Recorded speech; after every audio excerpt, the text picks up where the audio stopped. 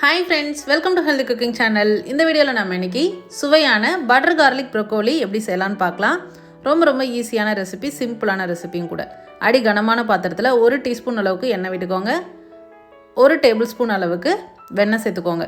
அது ரெண்டும் லைட்டாக ஹீட் ஆனதுக்கப்புறமா 5-6 பல் பூண்டை நல்லா பொடியாக நறுக்கி அதில் சேர்த்துக்கோங்க. பூண்டோட ஃப்ளேவர் கொஞ்சம் வர ஆரம்பித்ததுக்கப்புறமா நறுக்கி வச்சுருக்கக்கூடிய ப்ரோக்கோலியை தண்ணியில் அலசிட்டு இப்போ சேர்த்துக்கோங்க.